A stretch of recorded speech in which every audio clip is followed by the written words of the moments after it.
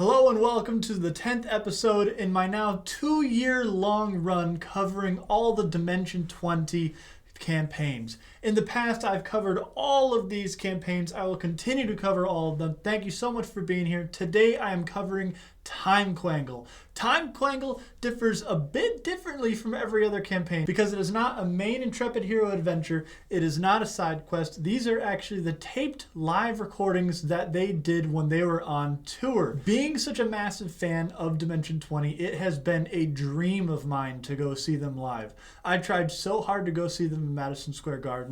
In 2025, if they're on tour, I will guaranteed 100% go see a live performance of them. But until then, Time Quangle is the best I'm going to get, and honestly, I'm not upset.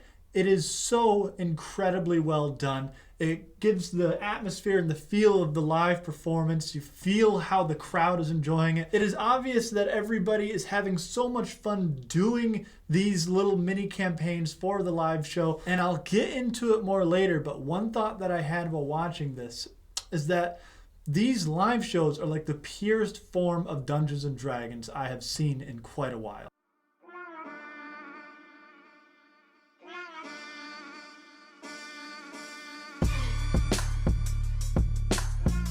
So for those of you that don't know what a time quangle is, it really is, like Brennan said, quite simple. It is a quangle in time. No, but seriously, Time Quangle is the live show that Dimension 20 put on. And as Brennan puts it in the beginning of every single one of the shows, not only does the audience not know who they're playing, they don't even know who they're playing. So they roll bingo balls in a cage for the setting and all the characters. And through some multiversal quangle in time, the characters that they choose, whether it be from Never After, A Crown of Candy, Fantasy High, Unsleeping City, so on and so forth, they get quangled and sent in an interdimensional mission to a different world. Sometimes they stay in the same world. Like a couple times you had characters that were in their own, and a couple of times it was actually really cool.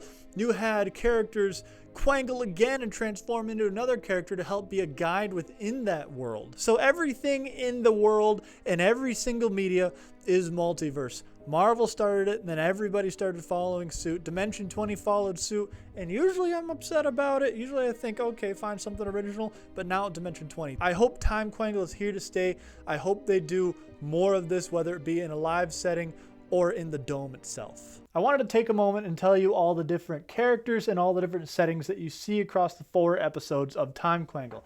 Now, I'm not going to go crazy in depth about those settings or characters. I'll go in a little bit more later, but I will talk a little bit about a couple things that I really want to. So the very first setting that we have is Never After.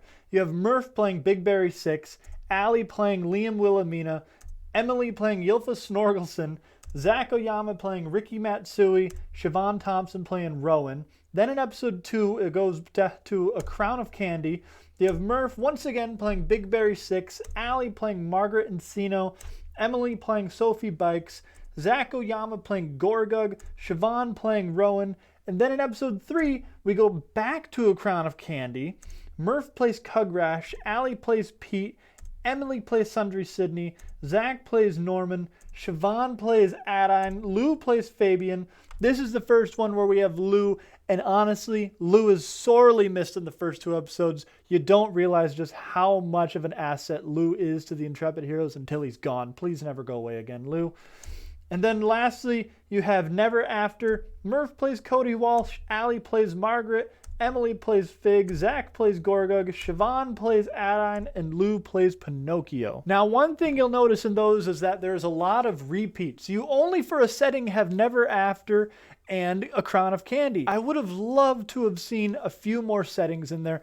I hope that they do more of these. Like if they do Time Quangle for every single tour, that would be amazing. And we get like Time Quangle season 1 and 2 and 3 and so on, just like we have with like Unsleeping City and especially Fantasy High. It would be so cool because we only got to see Never After and A Crown of Candy. Think of how amazing it would be to see like A Crown of Candy characters in literally any other world, and they're all confused why they can't like eat buildings or whatever. And then there was also quite a few repeats. Like we had Margaret Encino a couple of times, and we had Big Berry 6 a couple of times. I would have loved to have seen more, but I can't complain too much. this is like a crazy experience within Dimension 20. So all of these episodes are the one-shots, and they're honestly very, very loose on plot. I mean, they're only up there for a couple of hours. There's absolutely no cuts in it, whereas in Dimension 20, you might not see it, but there's definitely cuts in there. Whereas in Dimension 20, I have talked about how it doesn't seem like Brennan and Abria and the other guest DMs that they have necessarily railroad people to where they're going. It is not 100% a sandbox campaign either, obviously, because these are staged in advance. They have the miniatures and the battle sequences already planned out, already built. They know where the campaign is going. Well, not they. Brennan knows where the campaign is going. And I want to be careful here because I'm not insinuating at all that these are staged, that they're scripted. They're not.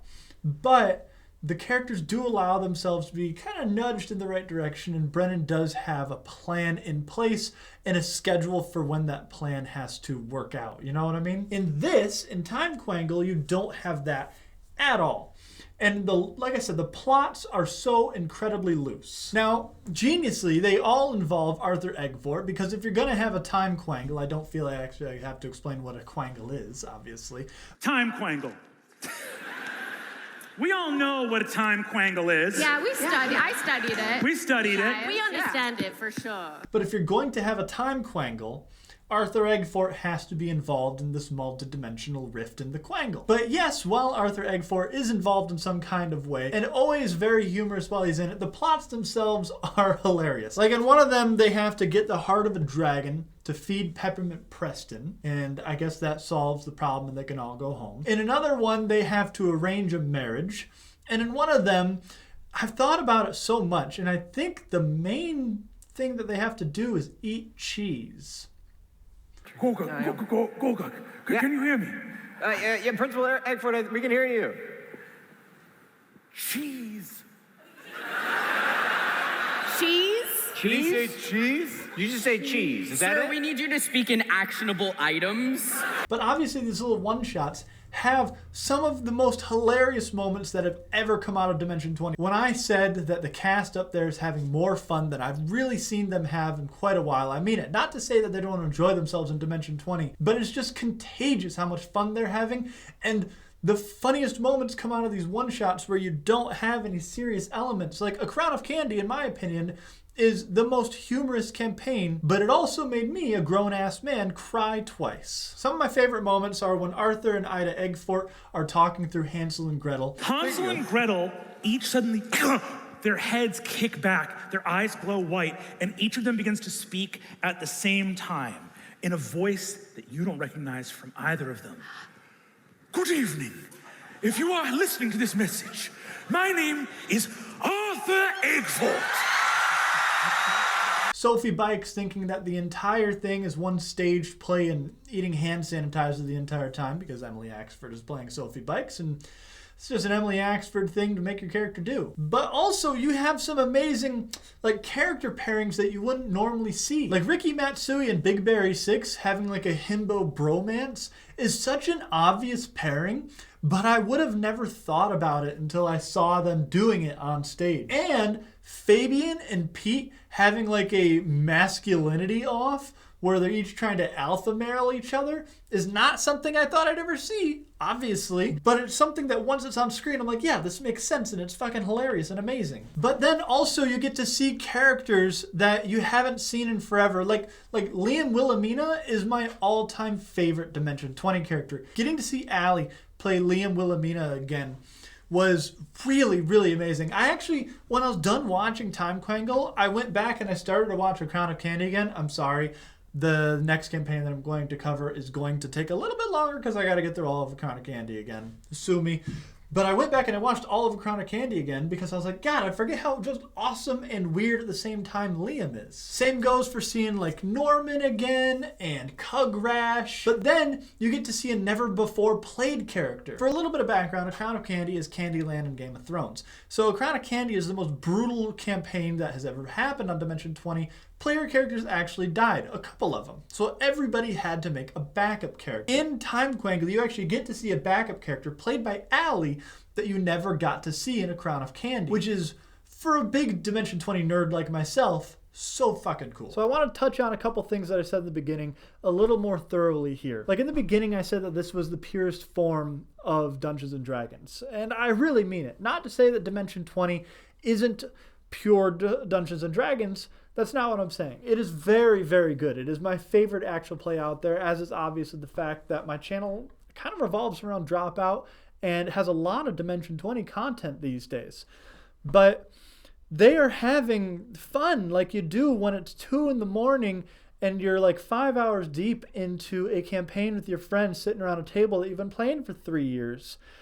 It's just the vibe of it. The vibe of it's immaculate. Like, I know that sounds ridiculous, but it is. Like, for example, Allie, and of course it's Allie, hits a crazy clutch nat 20 on something that Brennan put a DC 500 on. And not only does the entire cast go crazy and Brennan puts his head in his hands, but the whole crowd absolutely loses their mind, justifiably. And that is just something that when you're watching Dimension 20, I have belly laughs. I get emotional. A couple of times with Crown of Candy, it actually brought me to tears. I mentioned that. That's a real thing. I'm not lying. But you don't have moments like that you experience with a crowd. You're just, in my case, sitting on my couch after my kids go to bed, experiencing it by myself, and it's great. But this just brings it to a whole nother level. It is a dream of mine to see Dimension 20 live. But honestly, until then, this is a really, really good thing to hold me over because it gives you the feeling that live performance does at home. And that's crazy. But thank you for watching. Make sure to like, comment, subscribe. Check out my other videos.